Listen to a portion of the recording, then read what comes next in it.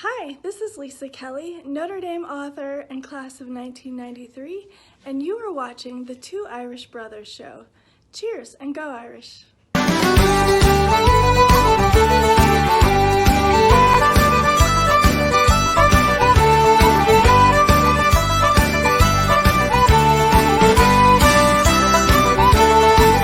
How's it going, everyone? I am ND Sean 45. I am Irish Benjamin 57. And together, the two of us make up the Two Irish Brothers show. And before we get started, if you guys love our content, or at the very least like our content, give us a like and hit that subscribe tab in the bottom right-hand corner. We sure would appreciate it. So, Ben, Irish come out with a 28-3 victory over the Virginia Cavaliers last night. I'm loving it. I'm sure you were loving it too. And well, for starters, with the injury, both injuries, came out kind of what we thought it would. Brennan Armstrong did not play for Virginia, which I think really helped us out quite a bit, and it definitely changed my score projection. Yes, absolutely. And I got to give credit to our viewer, Bob Walker, and our good buddy. I think it was him who said that Virginia might be just focusing on their remaining conference schedule and not so much us, for lack of a better term, but which is a possibility. But I do definitely think that if Brennan Armstrong played in this game, things would have looked a lot differently on the scoreboard. But at the same time, from our end of things, as far as injuries go, we were without Kyle Hamilton again. Yep. That was a big blow to the defense, but the score says it all. A 28-3 victory. So can't complain too much about that on the defensive side of things, at least. Oh yeah. So, unfortunately, this is all I'm going to say about it very briefly. We still have fans in the Notre Dame fan base that are complaining about last night. They just can't seem to realize that we beat a team by 25 points last night. No, all they can focus on is Brian Kelly not trying to score before the half, and they can't get past the fact that we did not put up 40 plus points. But I'm not going to go too far into that. I do that enough on Twitter. Yeah. I mean, fan bases are fan bases. I know, like Georgia's fan base currently is divided with their whole quarterback situation. You read my freaking mind. That situation is interesting, and I'll just leave it at that because we're Notre Dame channel. But yeah, I mean, my only nitpick for the game, I guess, is the 0 in the fourth quarter column. But is what it is. Can't complain too much. No sacks for Cone, or against Cone, I should say. That's great. We totally dominated them in pretty much every facet of the game. That's great. That's how it should be with Notre Dame. And we're 9-1. Yeah. What 9-1? Oregon's 9-1. Alabama's 9-1. So you got a lot of 9-1 teams. I'm not out feeling there. too bad about that. Michigan's 9-1. I mean, teams that are ahead of us in the polls are 9-1. I mean, the only big namer that isn't is Georgia, undefeated. So, I can't complain too much. Really can't complain. No, I mean, this is maybe like I said, still 2 games to be played yet, plus the championship week. Could we still somehow slide into the number 4 spot?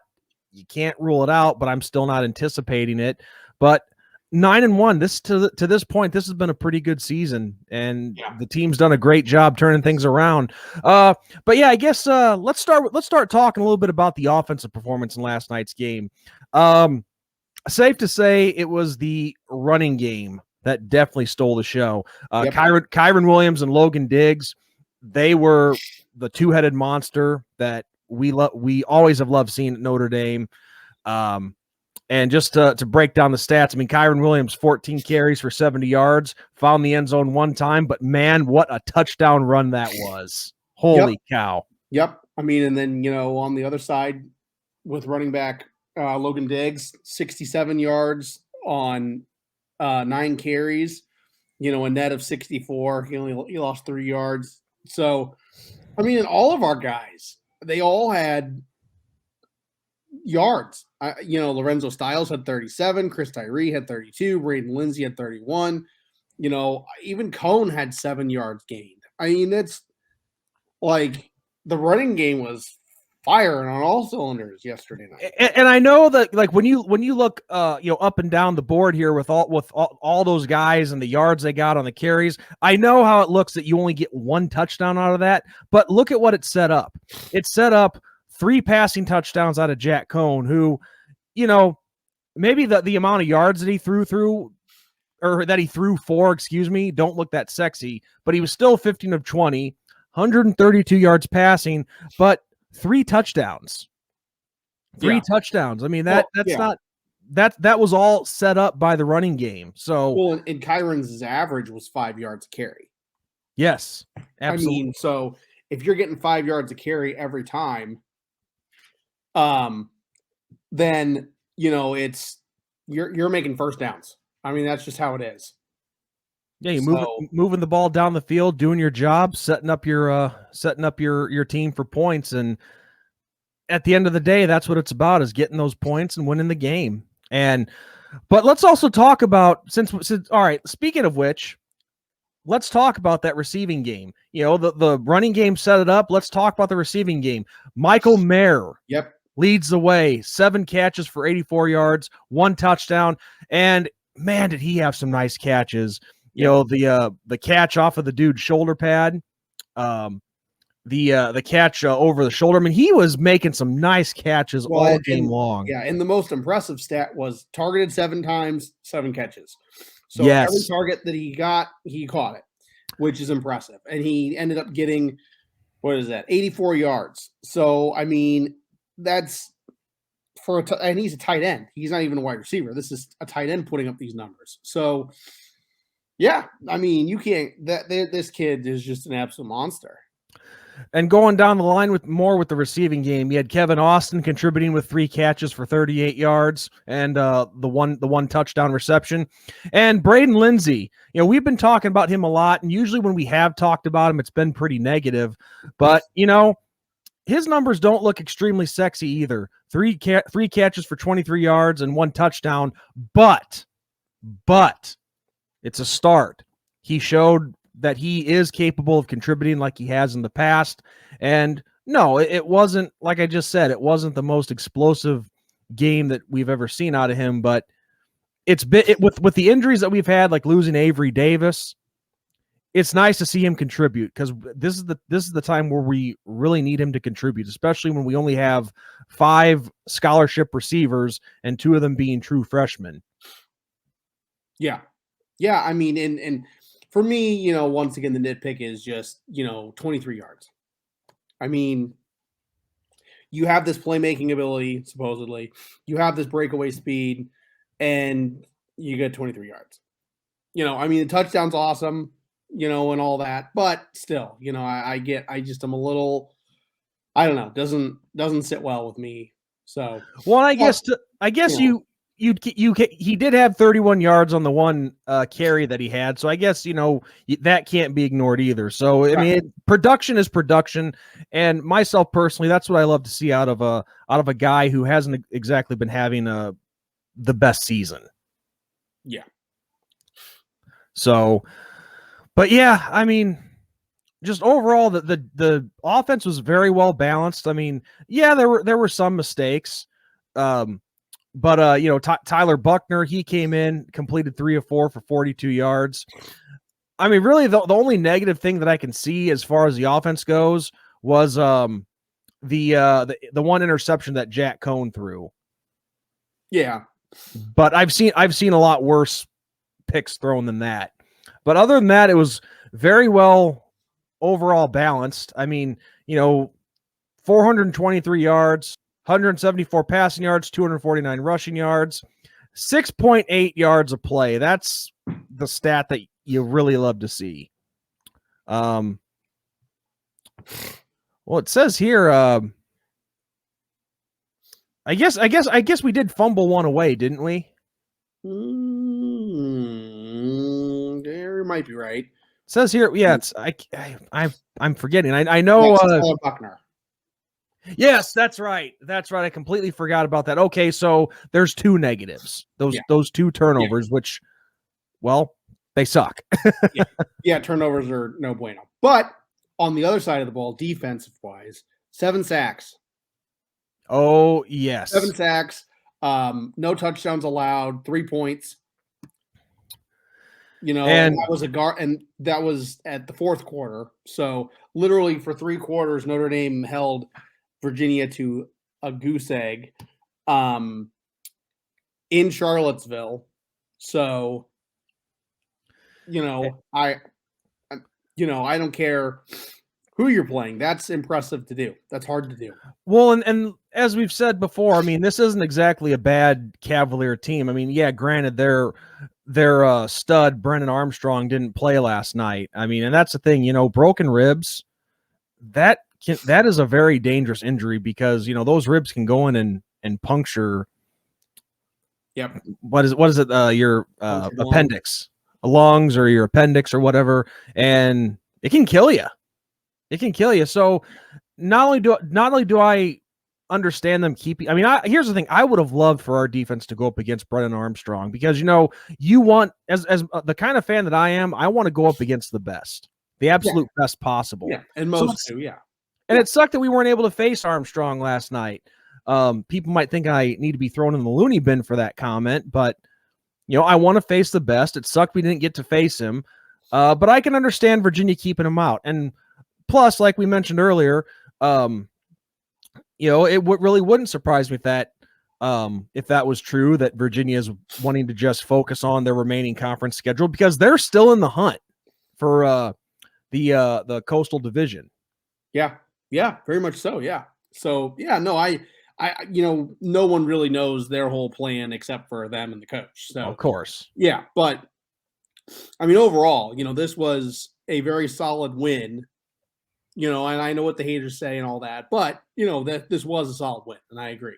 Nothing to scoff at all. Things can always be better, yes, and there's always room for improvement. I don't care if you're the number 1 team or the worst team.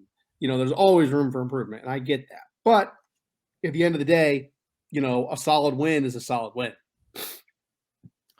Yeah, and I just really don't see what there is to complain about. I mean, yes, this whole season has been, well, it hasn't been what us fans have expected. I mean, we came out of the gates really rough, and we haven't exactly been, of the 9 wins that we have now, they haven't all been blowouts like a lot of us probably expected coming into the season. But my philosophy has always been, and you and I, Ben, we both have had people accuse us of just settling for mediocre performances and all that stuff, but that's just not the case. We just have to accept things as they come. I mean, we can't change what happened. I mean, yeah, of course, I would have loved to have seen us put up more than just 28 points last night, but am I really going to complain about beating a team by 25? No. That's a dominating performance. And it's hard for me to understand the other people in our fan base that are actually disappointed and complaining about that kind of thing. Cause yeah, I'm out of words for it. Really. I'm literally out of words at this point, cause I've been talking about it all season, probably longer than that actually, but I just don't see what there is to be disappointed what there is to be actually disappointed about aside from losing to Cincinnati. Yeah. People like to gripe. Yeah. It is what it is. But yeah, I mean, overall solid win, improved to 9-1, got 2 games left. And they're two very winnable games. Yes, they are very winnable games. Things coming down to the wire. It's going to be a crazy ending to the season. Just got to keep winning. That's all there is to it. Exactly. That is the end game, is to win games. And I'm sorry, but to everybody watching, whether you're a true fan or a realist, they're not all going to be by 40 or 50 points, and you got to accept that. That's just not how it works. So, but I guess one last thing I want to talk about, Ben. So we got the next round of playoff rankings coming out on Tuesday. We know that we're at least going to move up one spot to number 8 with Oklahoma going down to Baylor. Mm-hmm. Could you see us going up any further than that? Because here's why I say that. Could you see Michigan dropping because they had a close call with Penn State, and Michigan State, they did have a nice win over Maryland, but let's be real. I mean, it's Maryland, so they're not exactly that wasn't exactly a tough opponent, Yeah. So could you see us jumping any more than one spot on Tuesday night? Potentially. I mean, ahead of Notre Dame is Georgia, Alabama, Cincinnati, Oregon, Ohio State, and what was that? Michigan, I want to say, or Oklahoma. Yeah. So yeah, I mean, Oklahoma would slide back. Oregon moves up probably a spot. So you could see Oregon and Ohio State just swapping spots. Yeah, I could see that. It just depends on what the voters decide, but yeah, I could see Notre Dame moving up 1 or 2 spots. Man, and all I know is that these last few weeks could get pretty crazy. I mean, well, yeah, it's just been a crazy season overall. I mean, Ohio State, Michigan State, and Michigan all have 1 loss. So I don't even know the standings. Let me look up the Big Ten standings real quick. So, I mean, obviously, one of those 3 teams is not going to make the championship. I mean, so because conference-wise, and see, they're all in the East Division too. So conference-wise, Ohio State 7-0 in conference, 9-1 overall, and then Michigan and Michigan State are 6-1 conference and 9-1 overall. And Michigan and what's crazy is Michigan holds the edge despite the fact that Michigan State beat them heads up. And I think Ohio State has. That's going to tell a lot next week because Ohio State and Michigan State square off next week. Yeah, so Ohio State has Michigan and Michigan State the next 2 weeks because Ohio State will play Michigan on Thanksgiving weekend, which they do every year. Mm-hmm. So yeah, I mean that division gets decided in the next 2 weeks, which is crazy. Yeah, so, it's gonna get insane. The college football is really gonna get fun these next few weeks. That's for sure. And then Georgia has wrapped up the East in the SEC. They're officially the East champion, so they're in the SEC championship no matter what happens the rest of the way. Yes. Alabama, if Alabama wins next weekend, they're officially the West winner. If they lose, then it comes down to between them and Auburn. Yeah, in the Iron Bowl. Which would be crazy. I don't see Alabama losing to Arkansas next week, but you never know. And then I don't know who Oregon has left. I mean, I think it's safe to assume that Cincinnati goes undefeated. Yeah, I mean, they've had a lot of close calls, and recently, yes. So ever since Notre Dame, they've gotten a little bit more down to earth. Mm-hmm. So and even us, they beat us by double digits, but it wasn't exactly a dominant performance. Yeah, let me look at Oregon real quick in the Pac-12. Well, then also, we got to remember too, Cincinnati still has the American Conference Championship game. Yeah. That is very true. So, yeah, Oregon's got Utah and then Oregon State in the Holy War. So, I mean, Utah's pretty good, though. They're a 7-3 team. Yeah. They've had a couple close losses, so they could run Oregon's number. I mean, they could. Yeah, so it's going to be crazy. I mean, there's a chance that Notre Dame could make it in.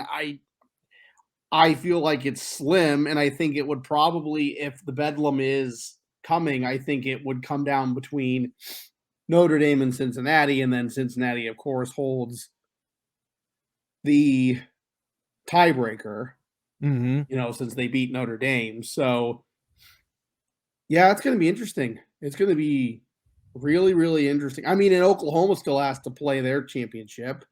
I would assume they'll be in the Big 12 championship, and they could lose there. So, yeah, it's just gonna get nuts these next few weeks. And then, let's say that Alabama finishes off what they got to finish off, which they probably will. It's Alabama. Then they got to play Georgia in the SEC championship, and Georgia looks like a team that is bound to go to the national title. So, what happens in the SEC championship game?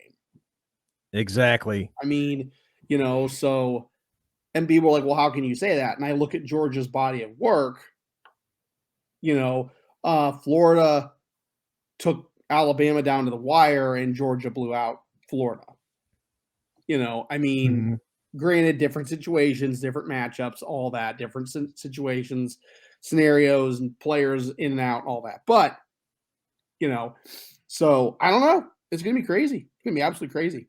All I know is it's definitely going to be a lot of fun too. Hey, see, this is why you guys need to subscribe, because even though this is a recap video of Notre Dame's recent game, you never know when you're going to get bonus stuff. So subscribe, hit that subscribe tab, give this video a like, and yeah, enjoy it, because you never know what to expect from the two Irish brothers. And the crazy thing though is, and I didn't even really think of this until looking, Oklahoma State's 9-1. Yeah, I mean, I've been following that. Oklahoma final week of the season in Bedlam, and then if they beat Oklahoma, then they're in the championship.